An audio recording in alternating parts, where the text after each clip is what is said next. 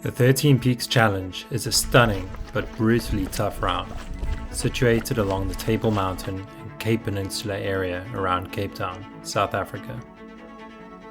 To complete the challenge, you must connect and summit 13 peaks over a distance of around 107 kilometers with a total elevation gain of around 6,700 meters. As the name suggests, there are 13 peaks to summit along the round, each with its own unique character and challenges. The route's creator, Ryan Sands, came up with the idea, wanting to create a challenging course to link some of his favorite peaks around Cape Town and the national park surrounding it, with a start and finish in the same place, thus mimicking the famous rounds we have in the UK, such as the Bob Graham or the Paddy Buckley round.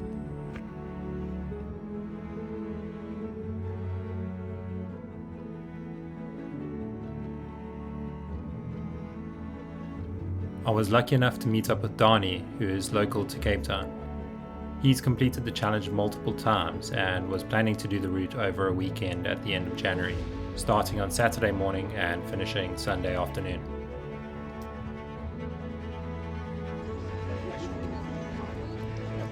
Joined by one of Danie's friends, we started at Signal Hill. We made our way across and up to Lion's Head, the first peak on the list, putting in a bit of pace to try and get ahead of the early morning hikers climbing this popular peak. The sun was just starting to rise and the views over Cape Town were starting to really pop in the golden sun. We made our way up the rock face of Lion's Head, a mix of scrambling, climbing, using chains and ladders to reach the summit. After a short stop to admire the views, we climbed back down toward our first really big ascent up to Maclear's beacon on top of Table Mountain.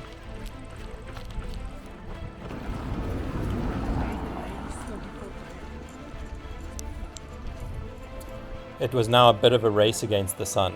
The forecast was 33 degrees Celsius for the day, with little to no wind. We pushed on, getting to the top before the sun hit us on the massive climb.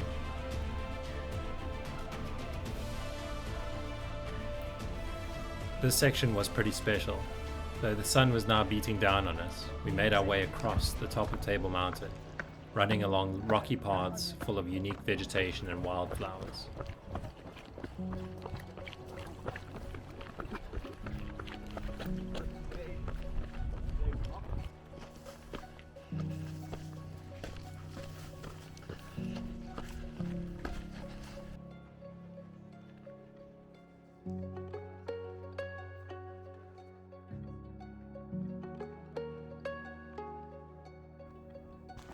Heading down after hitting Maclear's beacon, we followed some technical rocky trail sections and found an old water aqueduct where we topped up our water from the stream running off the mountain.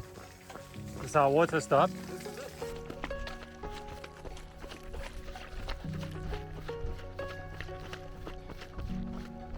Next up on the list was Grootkop. The base of this mountain has huge rocks, creating interesting features with fynbos reaching as high as your head in places.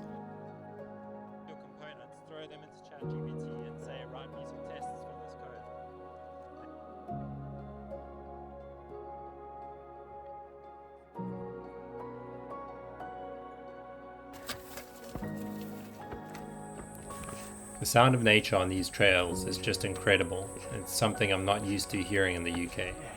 Butterflies, crickets, cicadas and other insects surround you, and your ears are subject to a constant hum of life.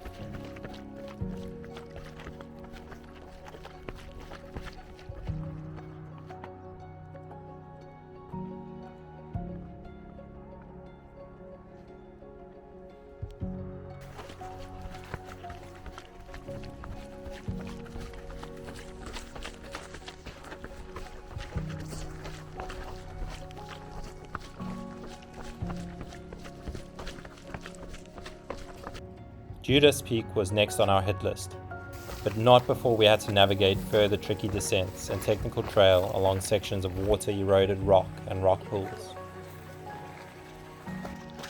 Now is probably a good time to point out that Danie and I were accompanied along the way by an array of his friends, joining us for the entire route in a tag team-like fashion.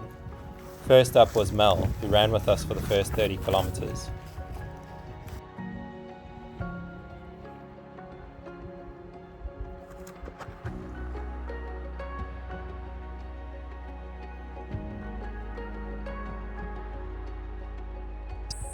Alright, so we've just descended down this peak, Judas Peak, from all the way down the trails, switchbacks, quite a gnarly trail down onto this final sandy bit here. After descending from Judas Peak, we made our way into the outskirts of the city, just before our ascent of the next peak, Klein, which translates to Little Lion Head. Okay.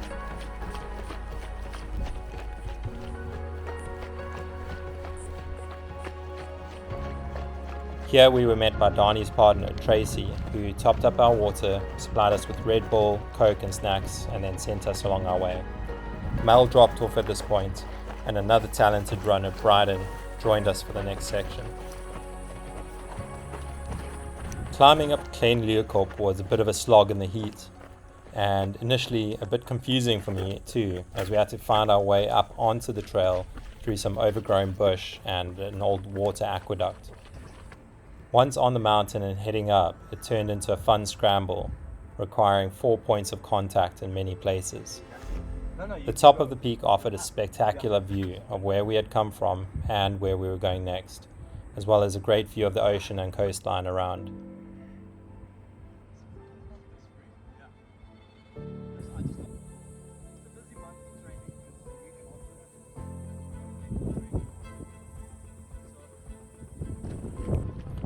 Suther Peak was next, and Bryden forged the way ahead for us to follow. The start of the climb was on a white sandy beach, which made running feel like a fool's errand. I was told this peak had the nickname Suther Peak, and true to its word, it did not disappoint. We were now in the peak of the heat of the day, and the climb was steep and relentless. Not only that, but the initial sandy section reflected heat back up on us like a mirror.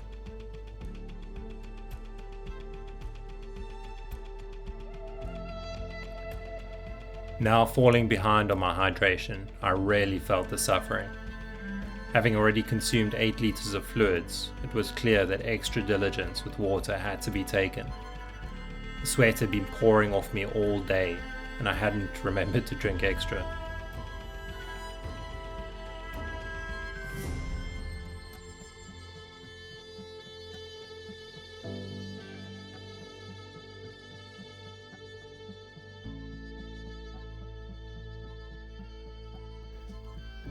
After a really tough climb up in the heat, we made it to the top, which had fleetingly become engulfed in a bit of cloud.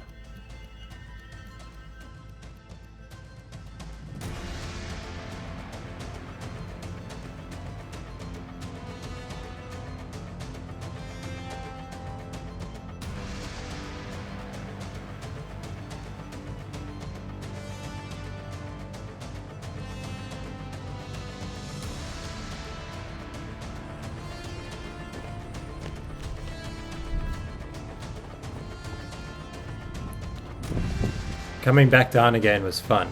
We ran down the rocky trail, skating over the rocks and loose stones, chasing Bryden, who was sending it on the descents.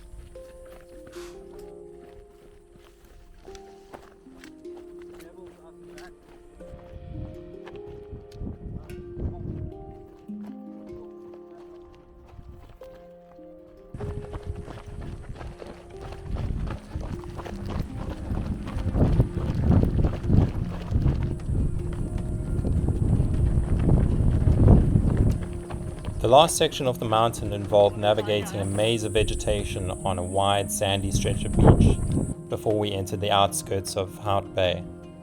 This time we stopped at a local fuel station with a shop, spending at least half an hour here. Ice lollies were consumed and I'd imbibed at least 1.5 liters of Coke and sports drink here. I was feeling a little bit better, but still not 100%. I ordered a sandwich, but they took so long to make it that we just left it behind. Bryden dropped off here, and Ben was next to join us to begin the road climb up towards Chapmans Peak. This road section leading back to the trail was honestly hell on earth for me. I usually excel on long road climbs with gradients like this, but it was just unbearable in the heat. Ben did a great job of pacing us up though, and I forced out a slowed run. Bryden appeared just before the toll booth area, having stuck around at the shop to wait for our sandwiches to be ready. It was a kind gesture, but I could only stomach a few bites of the sandwich before having to bin it. We started up the trail section, off-road again, climbing up Chapmans Peak. With a few hundred meters of ascent still to go, my quad muscles started cramping and locking up. The dehydration had got to a point where I was suffering some monumental cramps.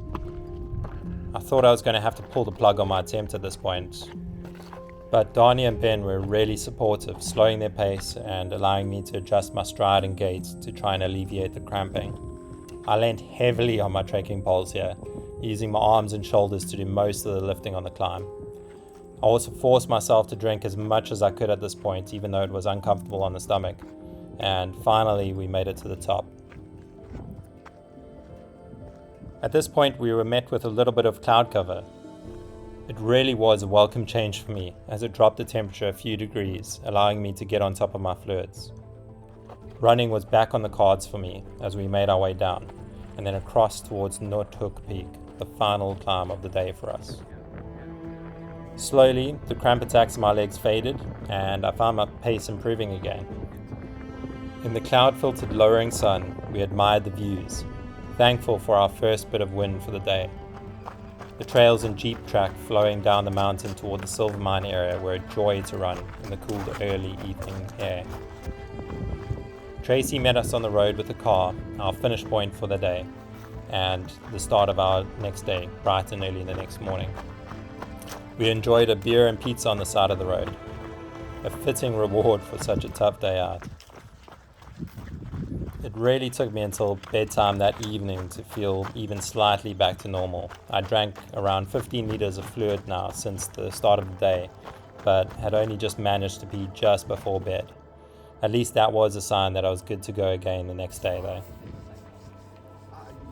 We met at the side of the road, 5 a.m. bright and early in the next morning, and started our way toward Muizenberg Peak.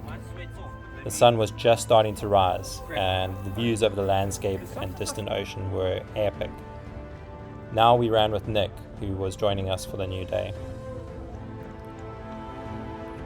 These sandy trails were a pleasure to run, winding all over the place, leading us through endless wildflowers, proteas and fynbos, with a much easier gradient in ascent up to Muizenberg Peak. We also had a little bit of wind in the morning, which was a welcome change from the day prior. With the easy win of Muizenberg Peak, we ran back the way we came, with Constantia berg next on the list.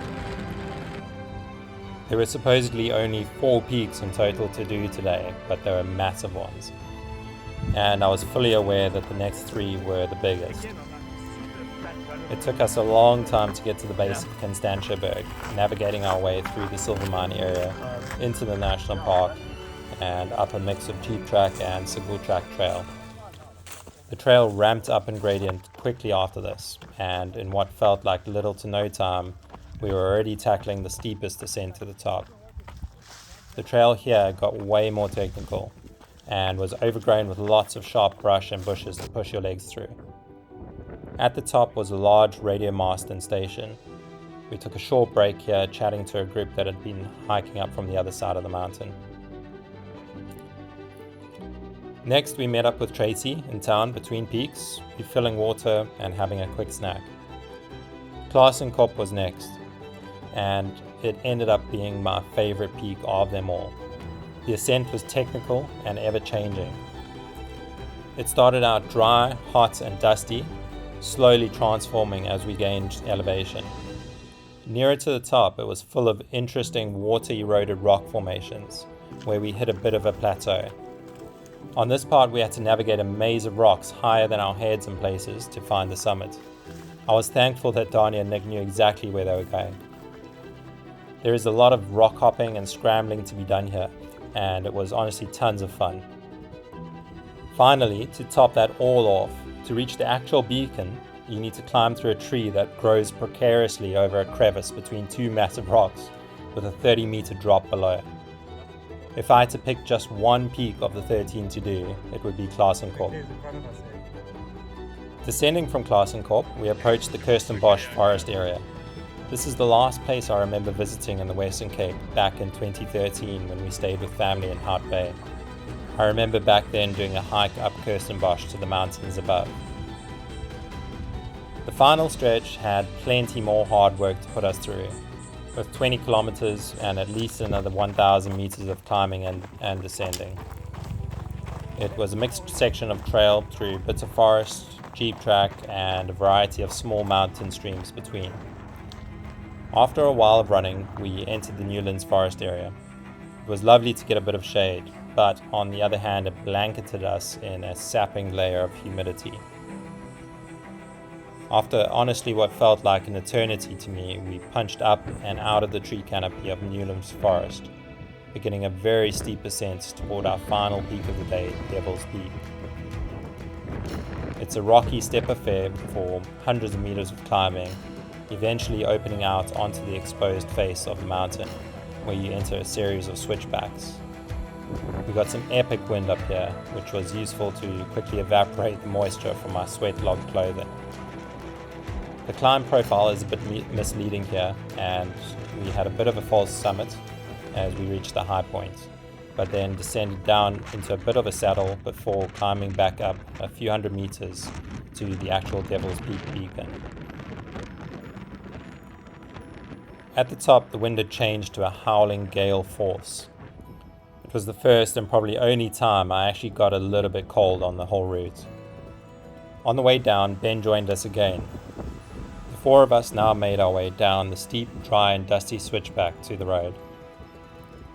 On the way down, I slipped on some loose gravel and took a bit of a tumble.